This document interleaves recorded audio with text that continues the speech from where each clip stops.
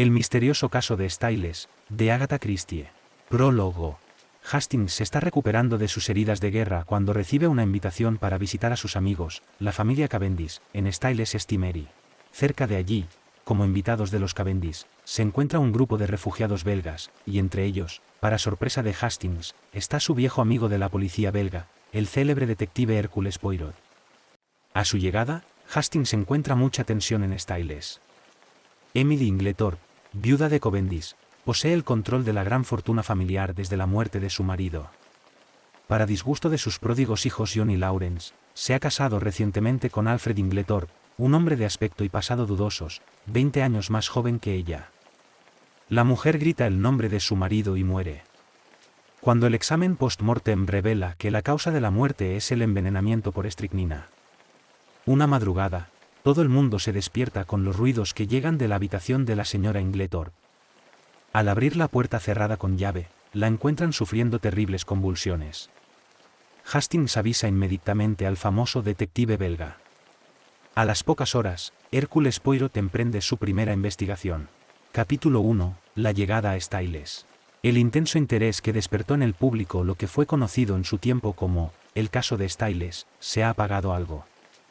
Sin embargo, en vista de la resonancia mundial que tuvo, mi amigo Poirot y la propia familia me han pedido que escriba una relación de todo lo ocurrido. De este modo confiamos en acallar los escandalosos rumores que aún persisten. Expondré brevemente las circunstancias que me llevaron a relacionarme con el asunto. Desde el frente me habían enviado a Inglaterra, por inválido, y después de unos meses en una deprimente casa de convalecencia me concedieron un mes de permiso. Yo no tenía parientes próximos ni amigos, y no había decidido qué hacer cuando me encontré con John Cavendish. Le había visto muy poco en los últimos años. En realidad, nunca le había conocido muy a fondo. Me llevaba sus buenos 15 años, aunque no representaba los 45 que tenía entonces. Sin embargo, cuando era chico me habían invitado a pasar temporadas en Styles, la residencia de su madre en Essex. Después de charlar largo y tendido sobre aquellos años, me invitó a pasar mi tiempo de permiso en Styles. A mamá le encantará volverte a ver, después de tantos años, añadió. ¿Qué tal está tu madre? Pregunté. Muy bien. ¿No sabes que se ha vuelto a casar? Creo que no pude disimular mi sorpresa. La señora Cavendish se había casado con el padre de John, viudo con 2 hijos, y era en mis recuerdos una hermosa señora de mediana edad. Debía de tener ya 70 años, por lo menos. La recordaba con una personalidad enérgica y autócrata, amiga de figurar en acontecimientos sociales y benéficos y con cierta debilidad por organizar tómbolas de caridad e interpretar el papel de hada buena. Era una señora extraordinariamente generosa y poseía una cuantiosa fortuna personal.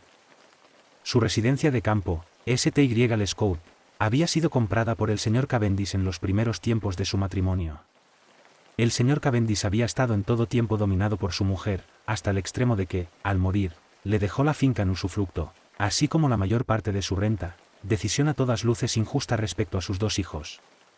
La madrastra de estos, sin embargo, había sido muy generosa con ellos, eran tan jóvenes cuando su padre volvió a casarse que siempre la habían considerado como su propia madre. Lawrence, el más joven, era un muchacho delicado. Había estudiado la carrera de medicina, pero pronto abandonó la profesión y vivió en la casa materna, entregado a trabajos literarios, aunque sus versos no habían alcanzado gran éxito. John había practicado algún tiempo como abogado, pero más tarde se había retirado a la vida de campo, para la que se sentía mejor dispuesto. Se había casado 2 años antes y vivía con su mujer en Styles, aunque me pareció que hubiera preferido que su madre le aumentara la pensión y tener un hogar propio. Pero a la señora Cavendish le gustaba hacer sus planes e imponerlos y en este caso tenía la sartén por el mango, es decir, los cordones de la bolsa. John se dio cuenta de mi sorpresa ante la noticia del nuevo matrimonio de su madre y sonrió tristemente. «Es un condenado patán», tronó furioso. «Te aseguro, Hastings, que está haciéndonos la vida imposible. En cuanto a Evie, ¿te acuerdas de Evie?» «No», respondí. «No habría venido todavía en los tiempos en que tú frecuentabas nuestra casa. Es la compañera de mi madre, su factotum». «¿Qué ibas a decir? Con el pretexto de ser primo segundo o algo por el estilo de Evie. Ya sabes que siempre ha dirigido un ciento de sociedades». Yo asentí. Naturalmente, con la guerra, esas 100 sociedades se han convertido en 1000. Hay que reconocer que el sujeto le ha resultado muy útil. Pero excuso decirte cómo nos quedamos cuando, hace 3 meses, nos anunció mamá de pronto que ella y Alfred se habían comprometido. Si nos pinchan no sangramos. Él es lo menos 20 años más joven que ella. Un cazador descarado, claro, pero ella es dueña de sus actos y se casó con él. Debe de ser una situación muy difícil para vosotros. ¿Difícil? Es endemoniada. De modo que 3 días más tarde descendía yo del tren en STY Les Saint-Mary, una diminuta estación cuya existencia no parecía muy justificada, colocada en medio de los verdes campos. Cavendish me esperaba en el andén y me condujo en coche. Como ves, tenemos un poco de gasolina, indicó. Gracias a las actividades de mi madre. El pueblo de Styles Saint-Mary estaba situado a unas 2 millas de la pequeña estación y Styles Court se asentaba una milla más allá. Era un día tranquilo y cálido de principios de julio. Contemplando la llanura de Essex, tan verde y quieta bajo el sol de la tarde, parecía casi imposible que una gran guerra siguiera su curso no lejos de allí. Sentí como si me hubiera perdido en otro mundo. Al cruzar la verja de entrada, dijo John. No sé si te parecerá esto demasiado tranquilo, Hastings. Amigo mío, eso es precisamente lo que deseo. Es bastante agradable, si te gusta la vida reposada. Yo hago instrucción con los voluntarios 2 veces por semana y echo una mano a las fincas. Mi mujer trabaja regularmente la tierra. Se levanta todos los días a las 5 para ordeñar las vacas y sigue las faenas hasta la hora del almuerzo. En conjunto es una buena vida.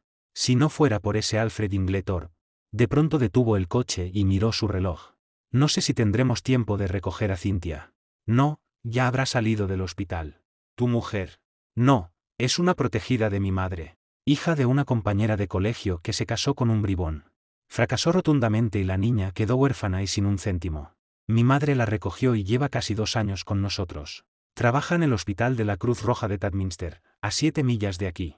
Mientras pronunciaba las últimas palabras, nos deteníamos frente a la casa, antigua y hermosa. Una señora vestida con gruesa falda de tweed y que se inclinaba sobre un macizo de flores, se levantó al vernos. ¿Qué hay, Evie? Este es nuestro heroico herido. El señor Hastings, la señorita Howard. Quemada por el sol, resaltaban los ojos, profundamente azules. Era una mujer de unos 40 años y de agradable aspecto, con voz profunda, algo masculina, y cuerpo fuerte y anguloso. Enseguida noté que su conversación era cortada, al estilo telegráfico. Los hierbajos se propagan como el fuego. Imposible librarse de ellos. Tendré que reclutarle a usted. Tenga cuidado. Le aseguro que me encantará ser útil en algo, respondí. No diga eso. Se arrepentiría. No seas cínica, Evie, dijo John riendo. ¿Dónde tomamos el té, dentro o fuera? Fuera. Demasiado buen tiempo para encerrarse en casa. Pues ven, ya has trabajado bastante en el jardín. El labrador se ha ganado su jornal. Anda, ven a refrescarte. Bueno, dijo la señorita Howard, quitándose los guantes de jardinero.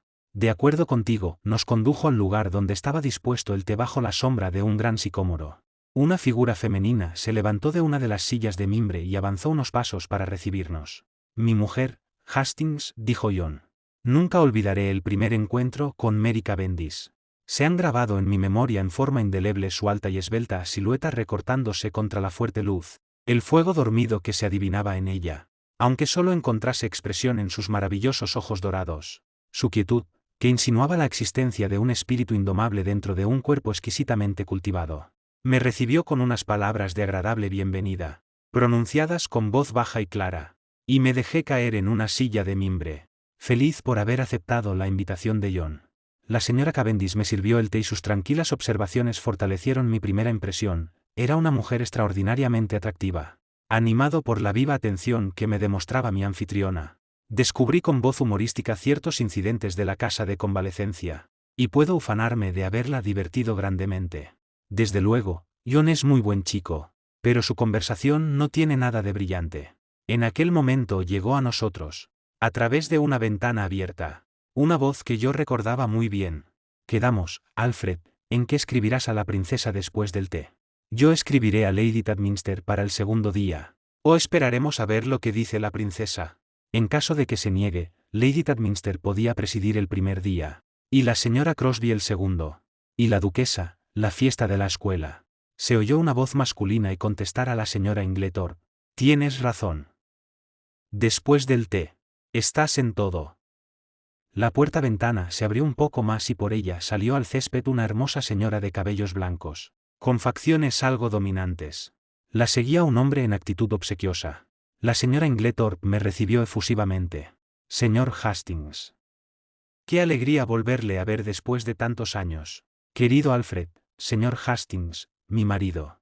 Mire con cierta curiosidad al, querido Alfred. Desde luego, parecía extranjero. No me extrañó que a John le disgustara su barba. Era una de las más largas y negras que había visto en mi vida. Llevaba anteojos con montura de oro y su rostro tenía una impasibilidad extraña. Me pareció que su puesto estaba en las tablas teatrales, pero en la vida real resultaba completamente fuera de lugar. Su voz era profunda y untuosa. Me dio la mano rígidamente, diciendo: encantado, señor Hastings, y volviéndose a su esposa. Querida Emily, ese cojín está un poco húmedo. Ella sonrió cariñosamente a su marido, que le cambió el cojín con grandes demostraciones de afecto. Extraño apasionamiento en una señora inteligente como ella. Con la llegada de Inglethorpe, una especie de hostilidad velada se adueñó de la reunión. Sobre todo la señorita Howard no se molestó en ocultar sus sentimientos. Sin embargo, la señora Inglethorpe no parecía darse cuenta de ello. Su volubilidad no había perdido nada con el transcurso de los años y habló incansablemente, sobre todo de la tómbola que estaba organizando y que tendría lugar muy pronto. De vez en cuando se dirigía a su marido para preguntarle algo relacionado con horarios y fechas. Él no abandonó su actitud vigilante y atenta. Desde el primer momento me disgustó sobremanera, y me ufano de juzgar certeramente a primera vista. Poco después, la señora Inglethorpe se volvió a Evelyn Howard para darle instrucciones sobre unas cartas y su marido se dirigió a mí con su bien timbrada voz. ¿Es usted militar de carrera, señor Hastings? No, antes de la guerra estaba en la compañía de seguros Lloyds. ¿Y volverá usted allí cuando termine la guerra? Puede ser. Aunque quizá empiece algo nuevo. Mary Cavendish se inclinó. Si le fuera posible seguir sus inclinaciones, ¿qué profesión escogería usted? Depende de ciertas cosas. ¿No tiene usted una afición secreta? Preguntó. ¿No se siente atraído por nada? Casi todos lo estamos, con frecuencia por algo absurdo. ¿Se reiría usted de mí si se lo dijera? Mary Cavendish sonrió. Quizá. Siempre he sentido la secreta ambición de ser detective. Un auténtico detective de Scotland Yard, o un Sherlock Holmes. Sherlock Holmes, por supuesto. Pero hablando en serio, es algo que me atrae enormemente. Conocí en Bélgica a un detective muy famoso, que me entusiasmó por completo. Era maravilloso. Decía siempre que el trabajo de un buen detective es únicamente cuestión de método. Mi sistema está basado en el suyo, aunque, por supuesto, lo he mejorado mucho. Era un hombre muy divertido, un dandy, pero maravillosamente hábil. Me gustan las buenas historias policíacas, observó la señorita Howard. Sin embargo, son un montón de tonterías muchas veces. El criminal, descubierto en el último capítulo. Todo el mundo equivocado. En el crimen real se sabe enseguida. Gran número de crímenes han quedado sin aclarar, repliqué. No quiero decir la policía, sino la gente que está dentro del crimen. La familia. Ellos no se engañan. Lo saben todo. Entonces usted cree, dije, muy divertido, que si se viera mezclada en un crimen, digamos un asesinato, ¿descubriría usted inmediatamente al asesino? Por supuesto, no podría probarlo a los abogados. Pero yo creo que lo sabría. Si se me acercara al asesino, lo notaría en el aire. Podría ser, la asesina, sugerí. Podría. Pero el asesinato es algo violento. Más a menudo es asociado con la idea del hombre. Salvo en caso de veneno, la voz de la señora Cavendish me sobresaltó. El doctor Bauerstein decía ayer que es muy probable que haya habido innumerables envenenamientos por completo insospechados, debido a la ignorancia de los métodos cuando se trata de venenos poco comunes. Por Dios, Mary, qué conversación tan horrible. Exclamó la señora Inglethorpe. Me estáis espeluznando. Aquí viene Cynthia. Una muchacha con uniforme de enfermera cruzó rápidamente el césped. Cynthia, llegas tarde hoy. Este es el señor Hastings.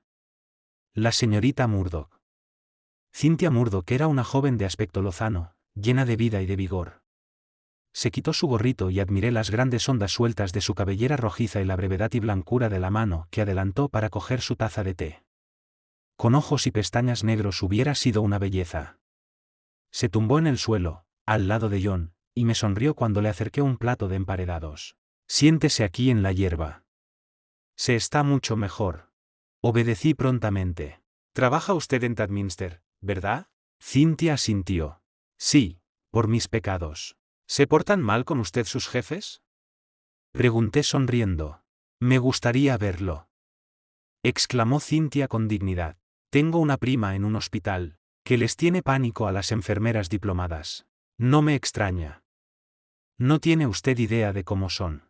Pero yo no soy enfermera, gracias a Dios. Trabajo en el dispensario. ¿A cuánta gente envenena usted? Cynthia sonrió también. A cientos. Dijo. Cynthia, llamó la señora Inglethorpe. ¿Puedes escribirme unas cartas? Desde luego, tía Emily. Se levantó de un salto y algo en su actitud me recordó que su posición en la casa era subalterna y que la señora Inglethorpe, aun siendo tan bondadosa, no le permitía olvidarlo. Mi anfitriona se volvió hacia mí. John le enseñará su cuarto. La comida es a las 7:30. Hemos suprimido la cena, por el momento. Lady Tadminster, la esposa de nuestro diputado, hija del difunto Lord Abbotsbury, hace lo mismo. Está de acuerdo conmigo en que somos las personas de nuestra posición las que tenemos que dar ejemplo de austeridad. Aquí seguimos un régimen de guerra. Nada se desperdicia, hasta los trozos de papel se recogen y se mandan en sacos. Expresé mi aprobación y John me condujo a la casa. Subimos la ancha escalera que, bifurcándose a derecha e izquierda, conducía a las dos alas del edificio. Mi cuarto estaba en el ala izquierda y tenía vistas sobre el parque. John me dejó y unos minutos más tarde lo vi desde mi ventana paseando sosegadamente por la hierba, cogido del brazo de Cynthia Murdoch. Oí la voz de la señora Inglethorpe llamando a Cynthia con impaciencia y la muchacha corrió en dirección a la casa. Al mismo tiempo, un hombre surgió de la sombra de un árbol y tomó lentamente la misma dirección. Representaba unos 40 años. Era muy moreno y su rostro, pulcramente afeitado, tenía una expresión melancólica. Parecía dominado por una emoción violenta. Al pasar miró casualmente hacia mi ventana y lo reconocí, aunque había cambiado mucho en los últimos 15 años. Era el hermano menor de John, Lawrence Cavendish. Me pregunté cuál podría ser el motivo de la extraña expresión que sorprendí en su rostro. Después me olvidé de él y me hundí en mis propios asuntos. La tarde se deslizó agradablemente y por la noche soñé con la enigmática Mary Cavendish. La mañana amaneció clara y llena de sol y presentí que mi estancia en Styles me iba a ser extraordinariamente grata. No vi a la señora Cavendish hasta la hora del almuerzo. Entonces me invitó a dar un paseo con ella y pasamos una tarde deliciosa, vagando por los bosques y regresando a casa alrededor de las 5. Al entrar en el amplio vestíbulo, John nos hizo seña de que le siguiéramos al salón de fumar. Por la expresión de su rostro comprendí enseguida que algo desagradable había ocurrido. Le seguimos y cerró la puerta detrás de nosotros. Escucha, Mary, hay un jaleo horrible. Evie ha disputado con Alfred Inglethorpe y se marcha. ¿Qué se marcha, Evie? John asintió sombrío. Sí, fue a ver a mamá y... Aquí viene ella. La señorita Howard apretaba los labios con obstinación y llevaba una pequeña maleta. Parecía excitada y decidida, ligeramente a la defensiva. Al menos, estalló, se las canté claras. Querida Evie, exclamó la señora Cavendish. No puedo creer que te marches.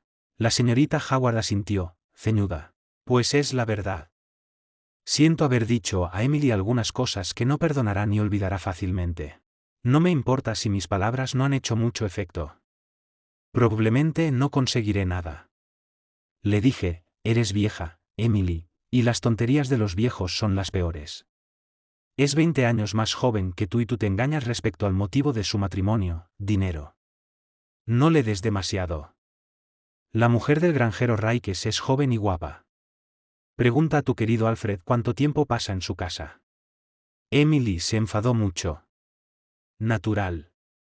Y yo continué, te lo advierto, si te gusta como si no te gusta, ese hombre te matará mientras duermes, en un decir Jesús. Es un mal bicho. Puedes decirme lo que quieras, pero recuerda que te he avisado. Es un mal bicho. ¿Y qué dijo ella? La señorita Howard hizo una mueca muy expresiva. Mi queridísimo Alfred, mi pobrecito Alfred, calumnias viles, mentiras ruines, horrible mujer, acusar a mi querido esposo. Cuanto antes deje esta casa, mejor. De modo que me marcho. Pero, ¿ahora mismo? En este mismo momento. Durante unos instantes nos quedamos contemplándola. Finalmente, John Cavendish, viendo que sus argumentos no tenían éxito, fue a consultar el horario de trenes. Su mujer le siguió, murmurando que sería mejor convencer a la señora Inglethorpe de que recapacitara. Al quedarnos solos, la expresión de la señorita Howard se transformó. Se inclinó hacia mí ansiosamente. Señor Hastings, usted es una buena persona. ¿Puedo confiar en usted? Me sobresalté ligeramente. Posó su mano en mi brazo y su voz se convirtió en un susurro. Cuide de ella, señor Hastings. Mi pobre Emily. Son una manada de tiburones, todos ellos. Bien sé lo que me digo. Todos están a la cuarta pregunta y la acosan con peticiones de dinero. La he protegido todo lo que he podido. Ahora que les dejo el campo libre, se impondrán. Naturalmente, señorita Howard, dije.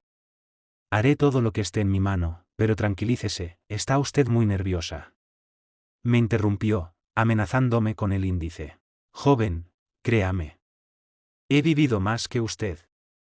Solo le pido que tenga los ojos bien abiertos.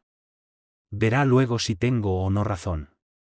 El ruido del motor del coche nos llegó a través de la ventana abierta y la señorita Howard se levantó, encaminándose hacia la puerta. John llamó desde fuera. Con la mano en la portezuela del coche, Evie me miró por encima del hombro y me hizo una seña. Y sobre todo, señor Hastings, vigile a ese demonio, al marido. No hubo tiempo para hablar más. La señorita Howard desapareció entre un coro de protestas y adioses. Los Inglethorpe no se presentaron para la despedida. Mientras el coche desaparecía, la señora Cavendish se separó súbitamente del grupo y avanzó hacia el césped, saliendo al encuentro de un hombre alto, con barba, que evidentemente venía de la casa. Sus mejillas se colorearon al darle la mano. ¿Quién es ese? Pregunté con viveza, porque instintivamente me disgustó aquel hombre. Es el doctor Bauerstein, contestó John brevemente. ¿Y quién es el doctor Bauerstein? Está en el pueblo haciendo una cura de reposo, después de haber sufrido un grave desequilibrio nervioso. Es un especialista de Londres, hombre muy inteligente, uno de los mejores especialistas toxicólogos, según creo. Y es muy amigo de Mary, apuntó Saintia, incorregible. John Cavendish frunció el ceño y cambió de tema. Vamos a dar un paseo, Hastings. Todo este asunto ha sido muy desagradable. Siempre ha tenido la lengua muy suelta, pero no hay en toda Inglaterra amiga más fiel que Evelyn Howard. Tomó el camino que cruzaba el bosque y nos dirigimos hacia el pueblo. De regreso, al cruzar una de las verjas, una bonita joven de belleza gitana que venía en dirección opuesta nos hizo una inclinación y sonrió afectuosamente. Es guapa esa chica, observé apreciativamente. La cara de John se endureció. Es la señora Raikes. La que dijo la señorita Howard que. La misma, dijo John, con brusquedad que juzgué innecesaria. Comparé mentalmente a la anciana señora de la casa con la vehemente y picaresca joven que acababa de sonreímos y el presentimiento de que algo malo se avecinaba me estremeció. Sacudí mis pensamientos y dije: Styles es maravilloso. John asintió, con voz sombría. Sí, es una hermosa propiedad. Algún día será mía. Ya lo sería en derecho si mi padre hubiera hecho un testamento justo. Y yo no andaría tan endiabladamente mal de dinero como lo estoy ahora. ¿Estás muy mal de dinero? Querido Hastings, no me importa decirte que no sé qué hacer para conseguirlo. ¿No puede ayudarte tu hermano, Lawrence? Se ha gastado hasta su último penique publicando versos malos con encuadernaciones de fantasía. No, somos una pandilla de pobretones. Tengo que reconocer que mi madre ha sido muy buena con nosotros hasta ahora. Desde su matrimonio, quiero decir. Se interrumpió bruscamente, frunciendo el ceño malhumorado. Sentí por primera vez que con la marcha de Evelyn Howard el ambiente había perdido algo indefinible. Su presencia infundía seguridad. Ahora esta seguridad había desaparecido y el aire parecía lleno de sospechas. Volví a ver con la imaginación el rostro siniestro del doctor Bauerstein. Me sentí lleno de suspicacia. Contra todo y contra todos. Por un instante barrunté la proximidad del mal y me sentí hondamente preocupado. Continuará. Las imágenes que han aparecido en este audiolibro han sido generadas con IA.